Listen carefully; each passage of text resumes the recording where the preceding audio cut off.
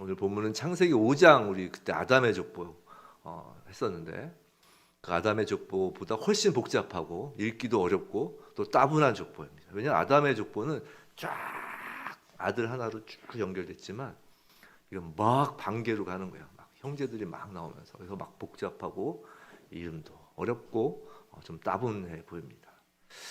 하지만 족보가 저번에 말씀드린 것처럼 아담의 족보에서 말씀드린 것처럼 성경에 나오는 족보는 매우 중요합니다. 특히 오늘 본문 10장은 매우 중요한 말씀입니다. 인류의 뿌리와 민족, 나라의 인류학적 기원을 다루고 있기 때문이죠. 또 하나님께서 굳이 이 족보를 성경에 기록하신 이유는 이 땅에서 이루어지는 그 인류의 역사가 결코 하나님 나라와 무관하지 않다는 것 그뿐 아니라 하나님 나라와 이를 방해하려는 그 사탄의 나라 사이의 긴장 관계가 투영된 것이 이 땅의 역사라는 것을 알려주시기 위함입니다. 성경에 나오는 족보는 하나님의 구원의 스토리를 담고 있으며 우리는 성경의 족보를 통해 눈에 보이는 세상 너머에 있는 영적 세계를 확인할 수 있는 것입니다. 그리고 그 안에서 가장 중요한 것은 인류 역사를 통해 이루고자 하시는 하나님의 뜻, 하나님의 마음을 깨닫는 것입니다. 부디 오늘 노아의 이 세 아들들의 족보를 통해 우리의 영의 눈이 열리고 하나님의 마음을 우리 마음에 옮겨놓는 그 성령의 능력이 충만하길 주님의 이름으로 축원합니다. 자, 1절 보겠습니다. 1절 노아의 아들 셈과 함과 야벳의 족보는 이러하니라. 우선 홍수 후에 그들이 아들들을 낳았으니라고 합니다. 그리고 오늘 본문 보시면 맨 마지막 절에 홍수 후에 32절에도 그런 말씀이 있죠. 홍수 후에라고 나옵니다. 그러니까 1절 시작할 때 홍수 후에라고 하고 32절 끝날 때 홍수 후에라고 해요. 이렇게 홍수 후를 굳이 강조하시는 것은 홍수 후에 새로운 세상, 그 홍수 후의 새로운 세상에 축복하신 하나님께서 축복하신 생육하고 번성하여 땅에 충만하라는 그 하나님의 축복이 실제 인류 역사 속에서 실현되고 있음을 보여주기 위함입니다. 홍수 후회로 시작해서 홍수 후회로 이렇게 족보를 이렇게 감싸 안으면서 그 홍수 후에 하나님께서 축복하신 그 생육하고 번성하여 땅에 충만하라 하는 이 축복이 이 족보 전체를 이렇게 감싸고 있는 것입니다. 자, 먼저 야벳의 후손들에 대한 말씀입니다. 2절부터 5절까지입니다. 야벳에 대한 것은 좀 짧죠. 그런데 이 짧아도 그 안에 담겨 있는 의미가 있습니다. 자, 야벳이란 이름은 그 이름의 뜻이 확장하다, 창대하다라는 의미가 있습니다. 그 지난주에 살펴본 그 창세기 9장 27절 바로 10장 그 1절이 바로 위에 있죠. 9장 27절을 다시 보면 이제 노아가 이제 족장으로서 이제 기도 하나님께 올려드린 말씀이에요. 하나님이 야벳을 창대하게 하사라고 합니다. 그렇죠? 그런 말씀이 있어요. 자, 오늘 본문 10장 2절에서 야벳의 아들로 지금 등장한 인물이 고멜, 마고, 마대, 야완, 두발, 메색, 디라스입니다. 이 이름 하나하나를 다 하면 오늘 다 못 끝나요. 하여튼 디라스 이렇게 7명이에요. 7명. 그 3절, 4절 여기 이제 야벳의 손자가 나오는데 야벳의 손자를 다 기록한 게 아니라 고벨의 아들로서 3명, 그죠? 또 야완의 아들로서 4명을 기록해서 또 야벳의 손자를 7명을 기록합니다. 7명을. 자, 성경에서 7이라는 숫자는 하늘을 상징하는 3이라는 숫자와 땅을 상징하는 4라는 숫자가 합한 수입니다. 그래서 완전수라고 해요. 충만수를 상징하는 것이죠. 자, 야벳의 후손으로 아들 7, 손자 7 이렇게 7이라는 수를 반복한 것은 그 야벳의 이름, 야벳의 이름의 뜻이 창대하다라는 뜻이라고 했죠. 그 야벳의 이름처럼 그리고 야벳에 대한 그 노아의 축복처럼 야벳의 후손들이 창대하게 되는 것을 상징적으로 표현하고 있는 것입니다.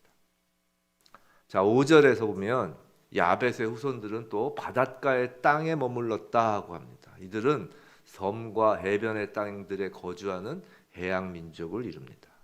그리스 반도, 이탈리아, 또 스페인 반도, 북쪽으로는 스칸디나비아, 영국 등 주로 지중해와 대서양 해변까지 쫙 퍼진 민족들입니다. 해양 민족이기 때문에 역사 속에서 전 세계에 널리 퍼져 살게 됩니다. 야벳의 창대함이 역사 속에서 실현되는 것입니다. 속칭 우리가 알고 있는 유럽 그쪽 민족이라고 생각을 하면 됩니다. 다음으로 함의 후손들입니다. 6절 함의 아들은 구스와 미스라임과 북과 가나안 네 명이 지금 소개되죠. 근데 함이란 이름은 뜨겁다, 덥다란 의미를 갖고 있습니다. 그래서 그런지 이제 함의 후손들은 좀 따뜻한 지방인 이집트, 이디오피아, 남아라비아 등에 이렇게 정착을 합니다. 함의 후손들 가운데 이제 특별히 눈에 띄는 자손이 오늘 성경에 나옵니다. 오늘 족보 이야기 중 한 인물에 대하여 이제 8절부터 12절까지 해서 가장 길게 기록하고 있습니다. 우리가 알고 주의를 기울여야 할 인물이라고 말씀하시는 것입니다. 그 인물은 다름 아닌 니므롯입니다. 니므롯. 자, 니므롯이란 이름은 반역하다라는 뜻을 가진 단어에서 파생된 말로 대적자라는 의미가 있습니다. 이름 자체. 자, 8절에서 보시면 그는 세상의 첫 용사라고 합니다. 여기서 세상은 언어가 혼잡해지기 이전, 즉 이제 넓은 지역으로 인류가 분산되기 전의 세상입니다. 그리고 용사라고 번역된 원어는 강포한 자, 정복자라는 의미를 가지고 있습니다. 자, 또 10절을 보면 그의 나라라고 합니다. 그의 나라. 자, 성경에서 나오는 나라라는 첫 표현이에요. 자, 니므롯은 하나님의 나라에 대비되는 그의 나라, 즉 사람의 나라의 원조가 됩니다. 그리고 그 나라는 강포한 자신의 힘으로 사람들을 압제하고 정복하여 세우는 땅의 나라입니다. 자, 9절에서는 니므롯에 대한 추가 정보를 제공합니다. 그는 여호와 앞에서 용감한 사냥꾼이다라고 하죠. 자, 여호와 앞에서의 그 앞이라는 히브리어 단어는 얼굴이라는 뜻이에요. 얼굴. 그러니까 여호와의 얼굴, 여호와의 면전 앞에서라는 뜻이에요. 면전 앞에서, 여호와의 얼굴 앞에서의 의미로 이는 여호와를 대적하다라는 뜻을 갖고 있습니다. 그리고 용감한으로 번역된 원어는 방금 살펴본 그 첫 용사할 때 그 용사와 동일한 히브리어입니다. 여호와 면전에서 용사, 즉 강포함이라고 했죠. 강포함을 보이는 사냥꾼이라는 것입니다. 자, 사냥꾼은 피를 흘리게 하고 생명을 앗아가는 직업입니다. 그런데 니므롯은 단순히 생존을 위해서 사냥하는 것이 아니라 정복자, 즉 필요 없는 동물까지 사냥하는 포악한 사냥꾼입니다. 사람을 사냥하여 자신의 노예로 삼는 인간 사냥꾼이라고 생각할 수도 있습니다. 정복자이기 때문입니다. 자, 9절에 속담이 나오죠. 자, 니므롯은 모든 세상의 용감한 사냥꾼에 관한 속담이 되는 사람이라고 성경은 기록합니다. 속담이 된다란 말은 즉 원조라는 거예요. 니므롯 이후로 니므롯을 추앙하고 따르는 제2, 제3의 용감한 사냥꾼인 니므롯이 등장합니다. 여호와 앞에서 하나님을 대적하는 자로서 말입니다. 자, 10절부터 12절까지 니므롯이 정복한 지역이 열거되고 있습니다. 시날 땅에서 시작합니다. 시날은 유프라데스 강과 티브리스 강 하류의 그 비옥한 초승달로 불리는 오늘날 이라크 지역입니다. 자, 그곳의 바벨은 다름 아닌 11장 이제에 나오는 그 유명한 바벨성과 바벨탑이 이제 세워진 곳입니다. 자, 바벨이란 말은 혼잡, 혼동이란 뜻을 지닌 원어에서 유래된 말인데요. 이후 성경에서 어떤 불경건한 모든 것과 하나님 백성의 원수를 나타내는 대표적인 단어가 바로 바벨입니다. 자, 니므롯은 시날 땅에 바벨, 에렉, 아갓, 랄레 이 지역을 쭉 잇는 제국을 지금 건설하는 것입니다. 그리고 거기서 머무르는 것이 아니라 11절 정복을 이제 계속 이어갑니다. 우리에게 매우 익숙한 이름이 나오죠. 북이스라엘을 멸망시킨 나라의 이름인 아수르가 나옵니다. 또 아수르의 수도이고 또 회개하라고 요나가 보낸받은 그 니느웨의 이름도 나옵니다. 자, 니느웨와 또 갈라 사이에 레센이라는 큰 성읍을 건설하였다고 기록합니다. 그래서 레센이라는 이름은 억제함, 막는 어떤 그런 뜻을 가진 단어인데 이에 비추어서 그 큰 성읍이라는 그 레센은 큰 군사 요충지였을 것으로 생각합니다.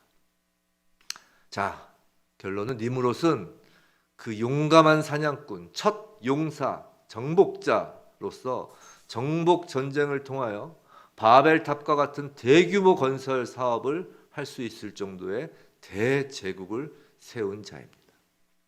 그래서 이 니므롯이라는 이름에서 마르둑, 무로닥이라는 이 우상 숭배의 신의 이름이 파생되고 또 바벨론 왕들의 이름에는 이 무로닥이라는 이 신의 이름을 붙이게 됩니다. 생육하고 번성하여 땅에 충만하라는 하나님의 축복을 비웃으며 살인하고 빼앗으며 세상을 자신의 손아귀에 주려는 뱀의 후손, 사단에 속한 자로서 스스로 신이 되고자 하는 자들을 대표하고 있는 것입니다. 자, 13절, 14절은 함의 두 번째 아들 미스라임의 그 아들들 계보인데요. 여기서 이제 구약에 자주 나오는 익숙한 블레셋이라는 이름도 나옵니다. 또 15절부터 18절까지는 함의 막내 아들인 가나안의 계보가 또 나옵니다. 근데 가나안의 자손들 이름의 수가 오늘 그 족보에서 가나안의 자손들 이름 수가 제일 많아요. 가장 많이 서술되어 있어요. 여러 아들들 중에 그렇게 반개로 쭉 나오는데 11명이나 지금 기록되어 있습니다. 이렇게 자세히 가나안의 자손들의 이름을 기록한 것은 자, 생각하면 지금 창세기 말씀을 받는 이 원독자는 가나안 땅에 들어가기 직전에 이스라엘 백성이라고 하였죠. 그 모세가 창세기를 썼으니까요. 근데 하나님은 하나님 백성들에게 이스라엘 민족, 하나님 백성들에게 이제 그들이 들어가 맞붙어 싸우게 될 가나안 족속의 그 기원을 알려주시고자 하는 거예요. 그리고 누가 가나안 족속인지를 명확히 지금 하나님 특정해 주시는 겁니다. 자, 그리고 21절부터 이제 셈의 아들들에 관한 족보가 나옵니다. 근데 야벳과 함과는 달리 21절을 보시면 뭐라고 되어 있냐면 셈은 에벨 온 자손의 조상이요라고 시작합니다. 우리 야벳은 어떻게 시작해요? 그냥 야벳의 아들은 이렇게 시작하고요. 또 함은 어떻게 시작해요? 함의 아들은 이렇게 해서 쭉 시작하는데 그 2절과 6절을 보면 21절 셈에서는 좀 독특하게 시작합니다. 셈은 에벨 온 자손의 조상이요라고 시작을 해요. 이 10장의 족보에서 에벨을 특별히 부각시킬 이유가 있다는 것이죠. 그 에벨은 24절에 나와요. 그죠? 아르박사스는 셀라를 낳고 셀라는 에벨을 낳았으며라고 하는데 그 에벨을 21절로 쭉 올려서 셈은 에벨 온 자손의 조상이요라고 합니다. 에벨을 특별히 부각시키는 거예요. 자, 왜냐하면 이거 이제 히브리어에서 에벨과 히브리는 이게 어근이 같아요. 뭐 여기서 히브리어까지 하긴 뭐하지만 발음이 그 알파벳이 같은 알파벳으로 되어 있어요. 에벨과 히브리어가. 그래서 이 히브리는 건너온 자라는 의미를 갖고 있는 단어입니다. 건너온 자. 자, 아브라함이 유프라데스 강을 건너서 이주하였다라는 것을 반영하는 이름이 히브리예요. 히브리. 왜 히브리 민족 하냐면 강을 건너온 민족이다라는 거예요. 그래서 히브리인데 그 에벨은 그 히브리인의 조상이라는 것입니다. 그리고 그 히브리인은 이후 홍해를 건너는 민족이 되죠. 그 히브리인은 요단강을 건너온 민족이 됩니다. 그리고 강을 건너온 자라는 이름을 갖는 그 히브리인을 통해서 사망에서 생명으로 건너가게 될 구원받은 자들을 향한 하나님의 구속사가 펼쳐지는 거예요. 영적 히브리인의 계보가 쭉 이어지는 것입니다.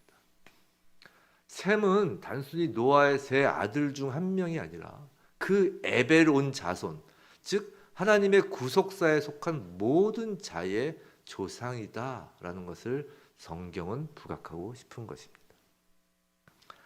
자, 22절 이제 셈의 아들이 나오는데요. 22절에서 특별히 중요한 인물이 바로 아르박사십니다. 아르박사. 자, 창세기 11장으로 잠깐 오른빛 바로 옆에 있을 거예요. 창세기 11장을 보면 왜 아르박삿이 중요한지 보면 셈의 족보가 11장 10절부터 나와요. 거기 보면 셈의 족보는 이러하니라라고 하고선 아르박삿을 낳고, 지금 분명히 10장 21절에서는 22절에서는 셈의 아들 엘람, 아수르, 아르박삿, 룻과 아람 이렇게 얘기를 했는데, 셈의 족보 11장에서 다시 언급하는 셈의 족보는 바로 아르박삿부터 시작하는 거예요. 셈에서 아르박삿으로. 그 아르박삿을 쭉 따라가면 이제 아브람이 나오는 것입니다. 아브라함으로 개명되기 전 아브람이 나오는 거예요. 바로 예수 그리스도의 계보를 이어갈 이름인 것입니다. 자, 오늘 보면 24절을 다시 보시면 24절 쭉 보면 아르박삿은 셀라를 낳고 셀라는 이제 에벨을 낳습니다. 자, 방금 본 그 에벨입니다. 히브리와 같은 단어인 에벨이에요. 자, 25절에서 에벨은 벨렉과 욕단을 낳습니다.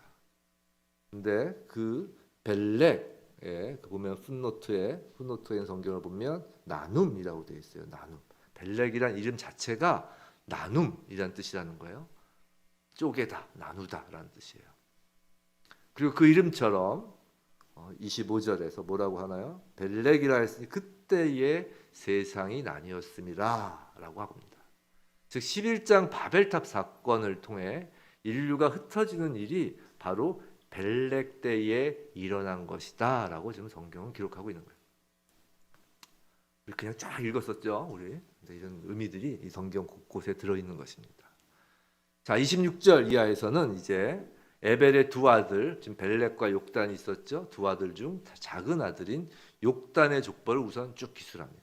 그리고 그 형인 벨렉의 족보는 이제 11장에서 아르박삿에서 셀라에서 이제 에벨에서 벨렉 이렇게 쭉 그쪽에서 이제 벨렉의 족보는 11장에서 별도로 이제 기술을 하는 것입니다.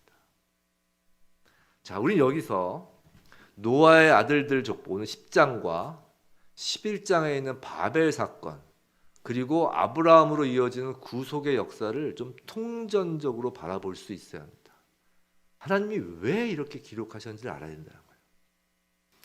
하나님은 먼저 전 세계에 흩어진 인류의 계보를 보여줍니다. 쫙 펼치시는 거예요.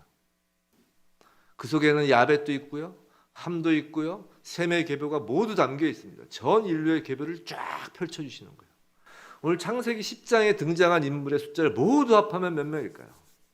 댁에서 한번 세어보세요. 세어보시면 70명입니다. 70명. 근데 70이라는 숫자는 어떤 집단 전체를 상징하는 숫자입니다. 예를 들어 볼까요? 이집트로 내려간 야곱의 식구들이 모두 몇 명일까요?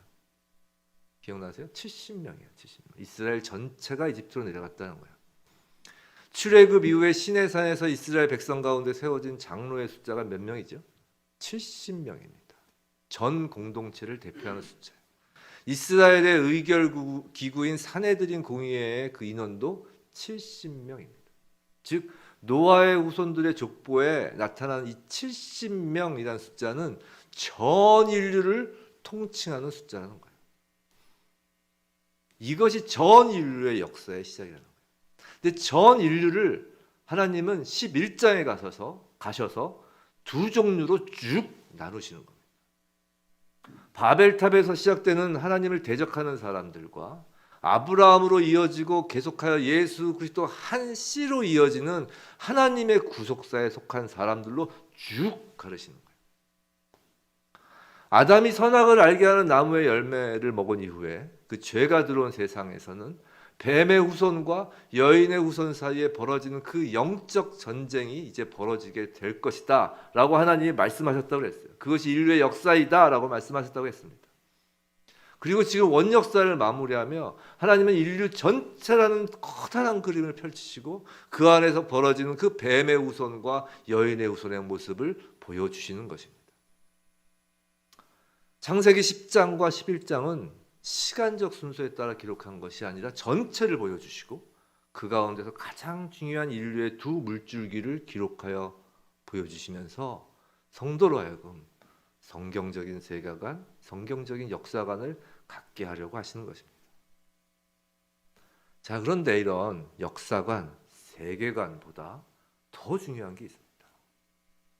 성경에서 10장, 11장을 이런 기록 순서로 기록한 것은 우리에게 주시는 중요한 메시지가 있기 때문이에요.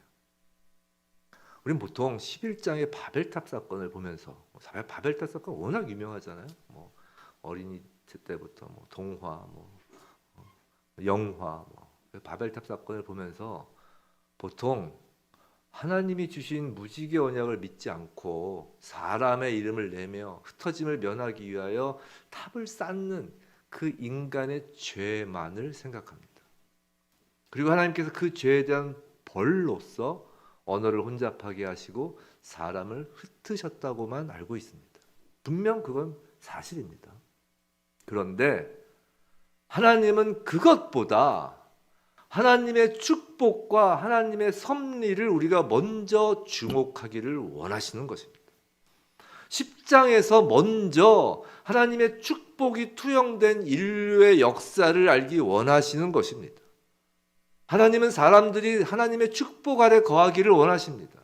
그리고 분명히 생육하고 번성하라, 그리고 하나 더 그리하여 땅에 충만하라는 것이 하나님의 축복입니다. 하나님을 대적하는 니므롯에 의하여 정복된 세상, 바벨의 세상은 자신의 이름을 내려는 탐욕과 흩어짐을 면하려는 그 거짓된 두려움으로 하나님의 축복이 가로막혀지는 세상입니다.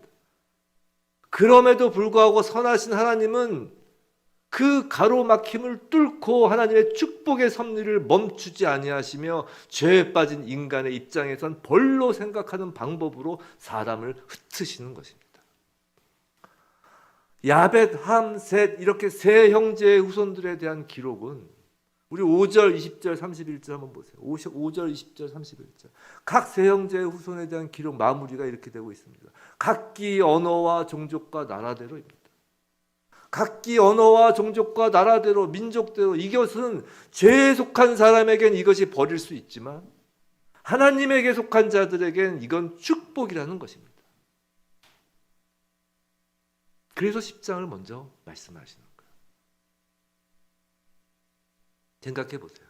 노아의 아들들이 이제 세계 각 지역으로 이제 퍼져가는 것을 한번 상상해 보세요. 영화처럼. 자, 그 퍼져가는 과정은 결코 쉽지 않은 여정입니다. 언어가 달라져 이제 소통도 안 됩니다. 갑자기 막 흩어져요. 근데 누구는 산을 넘고 어느 종족은 바다를 건너야 합니다. 매우 힘든 여정입니다. 성경에서는 한두 줄로 흩어졌더라 이렇게 하지만 그 과정, 그 안에 포함된 사람들 한 명 한 명을 생각해 보세요. 얼마나 힘들겠습니까? 니므롯의 후손들에겐 그건 벌로서 힘들기만 한 저주이지만 하나님의 자녀들에겐 마찬가지로 힘은 들지만 그건 벌이 아니라 하나님의 섭리 안에서 이루어지는 복이라는 것을 알라는 것입니다. 개인의 인생도 마찬가지입니다. 하나님은 먼저 우리가 이 땅에서 힘들고 애써야 하는 그 인생이 축복인 것을 깨닫기 원하십니다. 하나님의 섭리와 하나님의 선하심을 신뢰하면서 말입니다.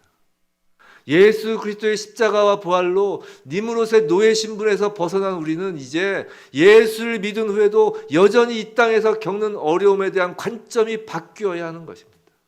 예수를 믿고 난 후에 이 땅에서 살아가는 것, 그 삶이 평탄하든 그 삶이 고난과 질고 속에 있든 그 모든 것이 다 축복이라는 것입니다. 바벨에 속한 자가 더 이상 아니기 때문입니다. 사랑하는 성도 여러분, 우린 더 이상 죄로 인하여 벌을 받는 니므롯의 후손이 아닙니다. 하나님께서는 우리를 해방시키셨습니다. 이제 우리는 다른 신분이 되었습니다. 영적으로 강을 건넌 에벨의 후손입니다. 바벨이 세워진 그 사망의 땅으로부터 유프라데스 강을 건너 생명의 땅으로 옮겨진 하나님의 자녀입니다. 자녀이기에 아버지의 마음을 알 수 있습니다. 아버지는 자녀들이 세상에 충만하기를 원하십니다. 그 충만함이 축복이고 산을 넘고 바다와 강을 건너는 그 세상의 수고는 모두 그 축복과 관련되어 있다는 것입니다. 하지만 영적으로 바벨에 계속 머무르려고 하는 자에겐 하나님의 축복이 벌이 됩니다. 예전에 요한계시록 강해를 한번 설교하면서 한 4년 정도 됐는데 가장 강조한 것이 있었습니다. 요한계시록에서. 그건 계시록에 기록된 그 세상의 마지막 때는 결코 재앙이 아니라 축복이라고 말하였습니다. 성경에서 예수 그리스도가 직접 모습을 나타내는 책은 5권입니다. 직접 모습을 나타내는 책은 사복음서와 요한계시록입니다. 물론 사도행전에서 다메섹 도산에 그 바울에게 예수님이 나타나시긴 했지만 예수님이 나타나신, 예수님이 주인공으로 계속 나오시는 책은 5권이에요. 그게 사복음서와 요한계시록이에요. 근데 요한계시록은 재앙의 책이 아니라 기쁜 소식이며 이 사복음서를 마무리 짓는 제오복음서입니다. 그런데 영적으로 바벨이 아닌 강을 건넌 에벨의 후손에 속하였을 때 그것이 복음이 되는 것입니다. 우린 모두 예수 그리스도 안에서 구원받은 자녀가 되었기에 마지막 때의 소식은 복음입니다. 요한계시록은 복음이에요. 하지만 이 땅에서 계속 바벨탑을 쌓는 니무롯의 무리에 속하고자 한다면, 제2, 제3의 니무롯이 되는 것이 인생의 목적이라면 요한계시록의 기록은 분명 재앙이고 끔찍한 벌이 되는 것입니다. 오늘 본문 10장의 인류의 흩으심은 믿는 자의 눈으로 보면 이 땅에 충만하는 복입니다. 충만한 복. 그럼 도대체 이것을 왜 복이라고 할까요? 성경에서 말씀하는 복은 세상에서 말하는 복과는 전혀 다른 개념입니다. 성경의 복은 하나님이 창조하신 목적에 맞게 제대로 기능할 수 있는 것을 복이라고 합니다. 그럼 사람의 복, 창조 목적은 무엇인가요? 사람의 창조 목적은 하나님의 영상을 세상에 드러내는 것입니다. 땅에 충만하여서 말입니다. 성도 여러분, 우리는 예수 그리스도를 믿음으로 말미암아 의로움을 입었습니다. 하나님의 아들인 예수를 보는 자마다 아버지를 보는 것이라고 하였습니다. 그리고 예수 그리스도의 의로움을 입은 저희를 통해 하나님을 세상에 드러내시는 것이 하나님의 계획입니다. 이것이 예수 그리스도에게 속하여 하나님의 형상을 세상에 보이도록 한 그리스도인을 향한 하나님의 복, 축복입니다. 아까 70이라는 수는 전체를 뜻하는 수라고 하였습니다. 근데 신약에서도 이 숫자가 나옵니다. 누가복음 10장을 보시면 예수님께서 공생의 기간에 70인을 세우시고 전도하기 위하여 각 지방과 지역으로 보내시는 장면이 나옵니다. 이 신약의 70인은 예수님의 복음을 전하기 위하여 세상에 보냄받은 그리스도인 전체를 의미하는 것입니다. 초기 예루살렘 교회가 세상으로 나가기를 꺼려했을 때 하나님은 핍박을 통해 성도를 흩으셨습니다. 그러나 그 핍박은 더 이상 교회에게, 성도에게 벌이 아니었습니다. 교회를 향한 하나님의 축복입니다. 성도 여러분, 사단은 계속하여 우리를 유혹합니다. 우리의 이름을 내라고 우리 귓전을 속삭입니다. 우리 스스로 안전을 지키기 위해서 쌓고 쌓으라고 합니다. 그리고 그 쌓은 것 때문에 떠나지 못하게 하는 것입니다. 그건 복이 아닙니다. 세상의 복은 그것을 복이라고 하지만 하나님 나라에선 그걸 복이라고 하지 않습니다. 흩어져 하나님을 세상에 드러내고 복음을 전하는 것이 하나님 나라 백성에게 주시는 하나님의 축복입니다. 부활하신 예수님이 마지막으로 우리에게 하신 말씀인 사도행전 1장 8절의 말씀, 오직 성령이 너희에게 임하면 너희가 권능을 받고 예루살렘과 온 유대와 사마리아와 땅끝까지 이르러 내 증인이 되리라 라고 하신 말씀은 명령이 아닙니다. 그리스도인 된 우리 모두에게 주시는 하나님 되신 예수 그리스도의 축복입니다. 그럼 그렇게 축복을 받아 하나님의 창조 목적에 따라 이 땅에서 복음을 전하는 걸음을 모두 마친 후에 그 하나님의 백성, 우리가 머무는 곳은 그럼 어디일까요? 맨날 돌아만 다니면 힘들잖아요. 맨날 돌아. 우리도 좀 쉬어야죠, 그죠? 그럼 그곳은 어디일까요? 오늘 창세기 본문으로 다시 들어가면 창세기 10장에서 아까 말씀드렸던 야벳의 후손들은 어디에 머물렀다고요?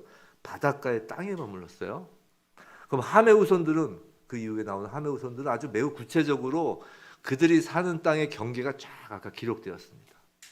니므롯도 그랬고 가나안도 그렇고 쫙 그 경계가 기록되었죠. 그런데 셈의 후손들을 보세요. 셈의 후손들에서는 그런 말이 없습니다.